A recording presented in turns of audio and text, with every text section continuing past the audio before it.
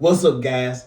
Today we're diving into a gripping psychological thriller slash horror that explores the terrifying line between fan and fanatic. This perfectly captures the dark side of obsession and the lengths people go to for their idols. Let's get into it. What's up, guys? Today I'm reviewing the 1990 classic Misery, directed by Rob Reiner. Rest in peace to Rob Reiner. I'm doing this review after him and his wife tragic passing. Rest in peace, condolences to their family. But anyways, guys, man, this movie right here is a Stephen King adaptation from one of his novels. This movie right here, man, is gripping. If you've seen it, you remember it just like you've seen it the first time, because it has some gripping scenes and some scenes that just stick with you. But anyways, it's a simple premise. You have a world famous author that when he writes novels, he goes to this certain place out in the woods. But when he goes there, like I say, he goes to write his novels. But when he leaves and checks out, he's driving his Mustang, and I guess you could say he was speeding, but it kind of seemed like he was speeding. But when he's driving, he ends up wrecking, and then Kathy Bates' character, Annie Wilkins, finds him, and when she finds him, she takes a crowbar, pries the car door open, and literally puts him on her back and carries him to her home. Which right there, it kind of shows you like how many women could pick up a grown man and put him on his back and like carry him like that. That was impressive. And the weird thing about this movie, me rewatching it, if Annie Wilkins didn't find Paul, he would have died. But when she found him, it didn't go good. But anyways, guys, like I said, man, it's Annie, when she first finds Paul, you don't get the sense that something's off yet. But when the very first words she say to him, once he's because he was knocked unconscious, once he's waking up, the very first line that you hear Annie says is, "I'm your #1 fan." And at that moment, you start to be like, that's interesting. Like, that's the first thing you say. Then she says she's a nurse. So now you're like, okay, what's the chances that you had a wreck and then you just happen to find this nurse that happened to find you, and now she can take care of you? But she seems, the way the movie is directed, she seems very caring at first. She's giving him pills, holding his head. She seems very caring. You don't know anything is off just yet. Like I say, man, one of the things about this movie I think is great, which I always say, even though, like I say, I know it's a Stephen King adaptation, but Stephen King books that I think are the most successful as far as movies, I always say this, I think Stephen King is the master of the small town, not too many characters. He's just a master of it, making a novel. And like I say, Rob Reiner did a perfect, adaptation. Because the town, it feels claustrophobic, it feels tight knit, and Kathy Bates, like I say, Kathy Bates, put on a world performance. Like I say, she won all the awards. But her and Paul, I can't remember his name right now, but them being in the film most of the time, just them two primarily, that just shows how great of actors they are, that they could pull this off. Because if you can have a good script, but if you ain't had the right actors for this film, it definitely could have been a B movie. But like I said, Kathy Bates, she puts on the all-time performance. But and because like I said, man, I could talk about this movie forever.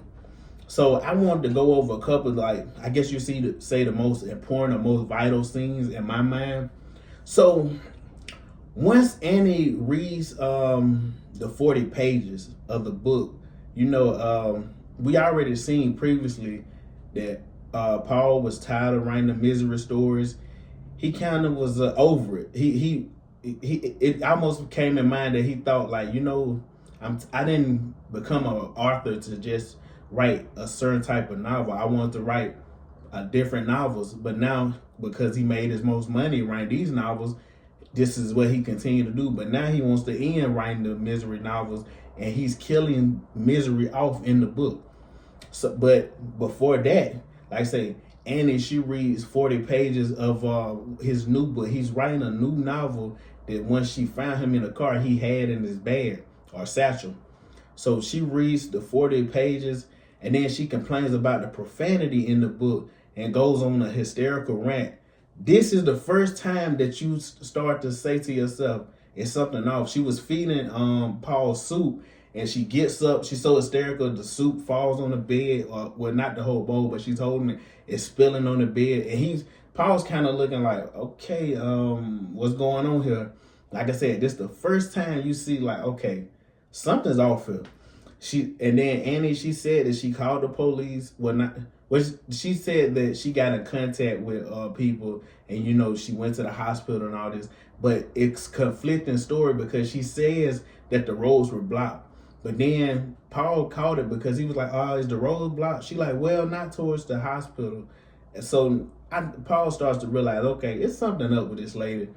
And like I say, that's the first scene that I'm like, okay, is something going on. Then another scene that I feel was important, the sheriff in this film.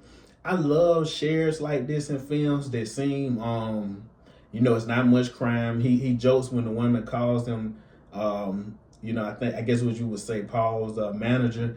He jokes with her when she calls he's in control of this and that because it's not much goes on in the town. And, even the sheriff, his wife, she's his deputy. So they just let you know it doesn't much crime doesn't happen in this town. Much doesn't go on.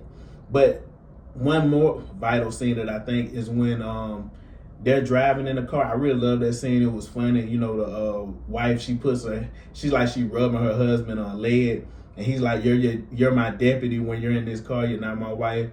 But he tells her to stop. He sees a tree branch broke, and it looks weird to him. His wife like, well, snow could have broke that. This. He like, yeah, anything could have. He climbs down in the snow.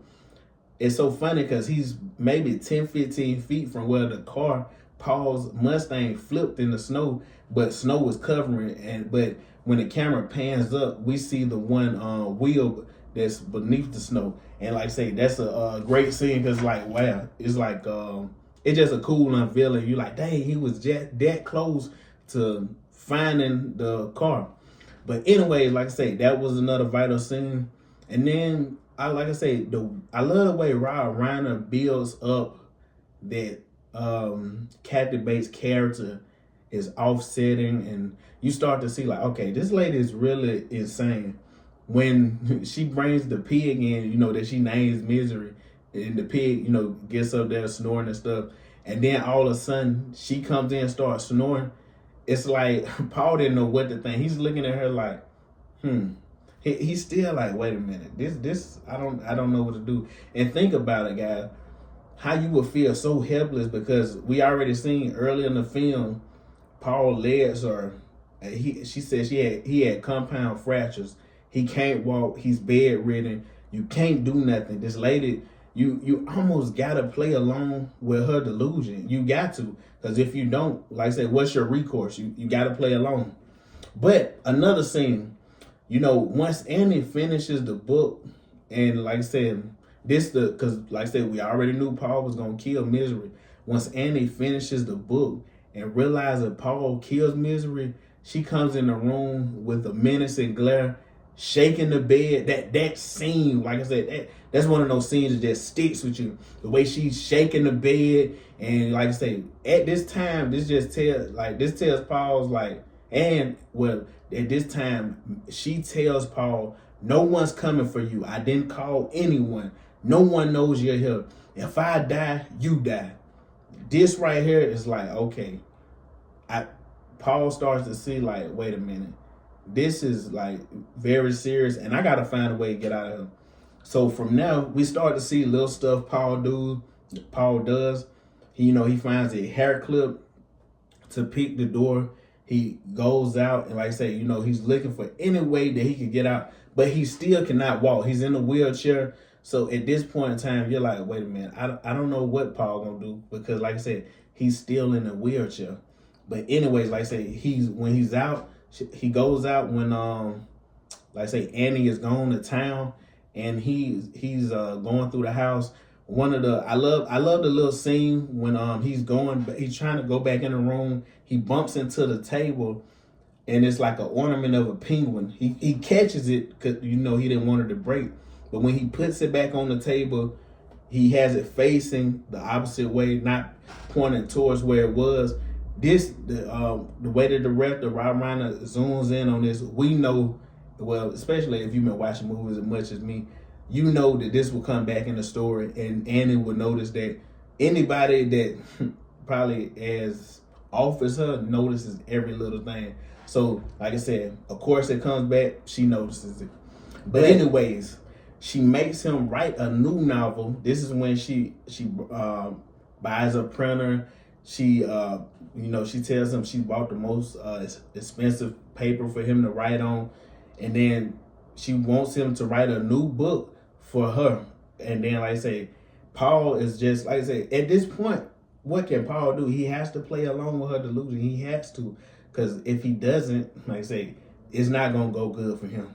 So, Paul begins to write the book, and Annie, she starts to love it. And then Paul, when he was out, he finds that he stops taking the medicine that she was giving him, but then he goes and gets, the actual medicine, because what she was giving him was just gonna keep him bedridden. So Paul actually gets well. And like I say, this is another, what I would say, one of the vital scenes, probably the scene of the movie, the hobbling scene. When she comes in, this is like in a veil. The cover is fully off Paul. He's laying in the bed. So you see his legs, because earlier, like I said, his legs was blue, red, like all beaten up. We see now his legs are well. He's moving his feet. So you're like, okay, Paul may have a chance to escape. But she has him strapped down to the bed. So at this moment, because Annie, she knows that Paul, like, okay, he's able to walk again.